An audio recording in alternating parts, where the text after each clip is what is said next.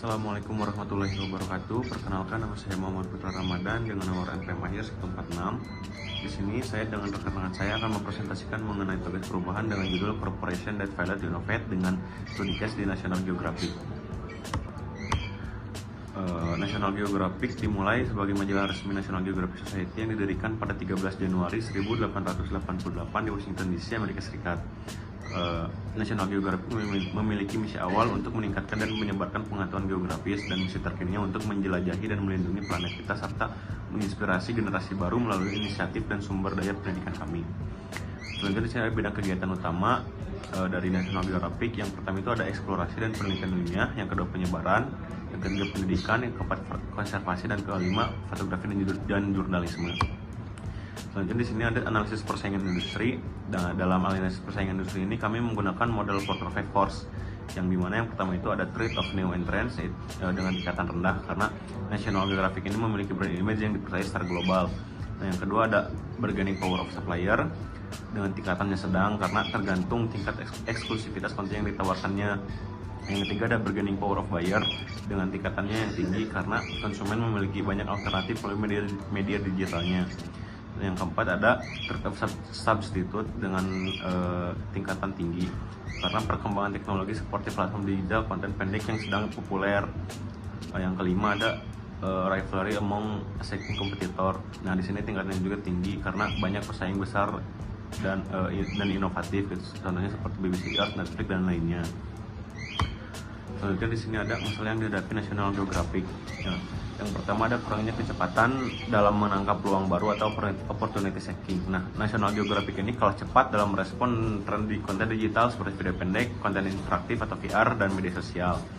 Yang kedua ada ketergantungan pada model inovasi tradisional atau incremental dan radical innovation. Nah, inovasi National Geographic sering bersifat eksperimental dan bukan radikal sehingga mengakibatkan ditinggal konsumen yang menginginkan hal baru. Yang ketiga ada minimnya internal corporate venturing atau internal corporate venturing and autonomous. Nah, National Geographic ini tidak memberi ruang untuk internal corporate venturing sehingga kurang untuk berkembang. Yang keempat ada kurangnya kolaborasi lintas fungsi dalam pengembangan produk atau cross functional product development team. Contohnya seperti divisi konten, pemasaran, dan teknologi bekerja secara terpisah sehingga peluncuran produk digital sering lambat dan tidak sesuai dengan tren. Yang terakhir ada bergantung pada akuisisi daripada inovasi internal. Nah, National Geographic ini bergantung pada Disney untuk akuisisi teknologi atau partner kreatif sehingga berisiko mengurangi semangat inovasi internal dan berketergantungan jangka panjang. Selanjutnya akan dijelaskan oleh rekan saya.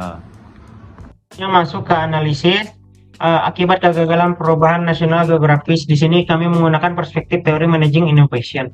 Selanjutnya sebab kegagalan perubahan. Pertama yang dialami dari sebab pertama adalah signal processing, di mana National Geographic itu lambat dalam menerima sinyal perubahan ke platform digital seperti menggunakan media sosial dan konten on demand.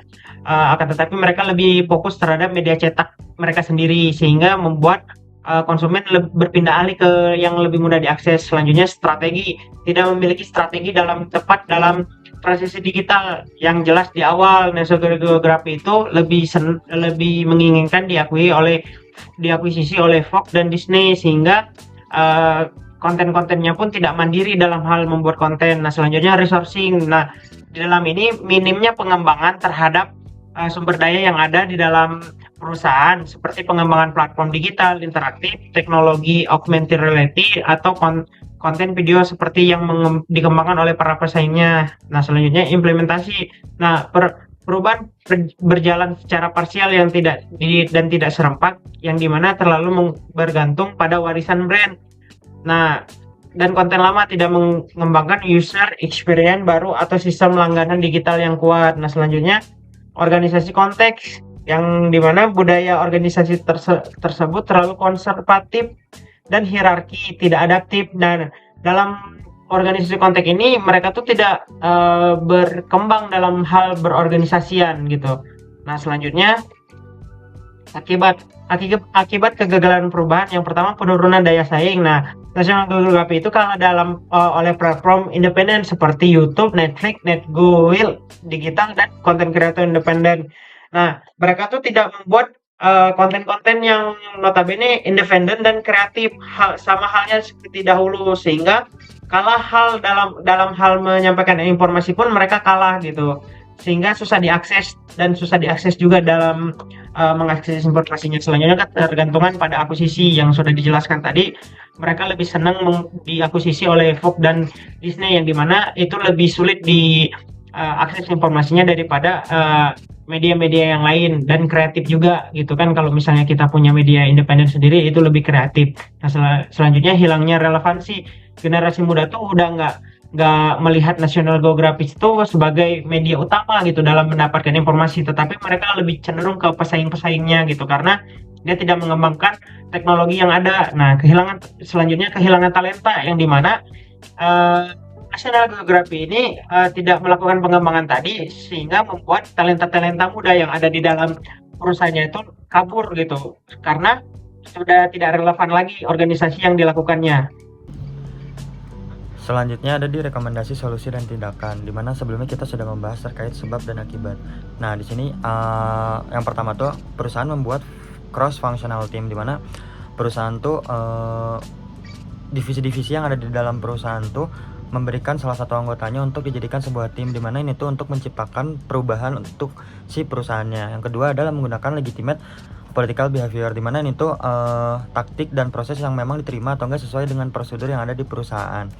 Nah, selanjutnya juga di sini kita akan membahas terkait power taktik, di mana dari beberapa jenis atau enggak beberapa poin dari influence taktik, saya mengambil 3 poin, di mana ada rational persuasion, consultation, dan impersonal appeal. Nah, di sini tuh kalau misalnya dari yang pertama yaitu bujukan rasional, di mana ini tuh memberikan rincian dan data mengenai pentingnya perubahan.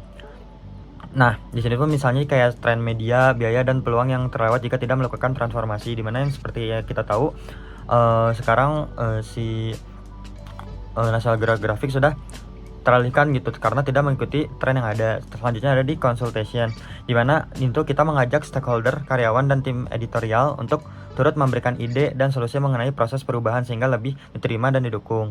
Nah, selanjutnya ada di seruan inspiratif, di mana perusahaan tuh memotivasi anggota tim mengenai visi dan misi National Geographic yang lebih luas. Misalnya itu peran pentingnya menjaga relevansi, edukasi, dan konservasi sehingga terjadi pergeseran paradigma yang positif.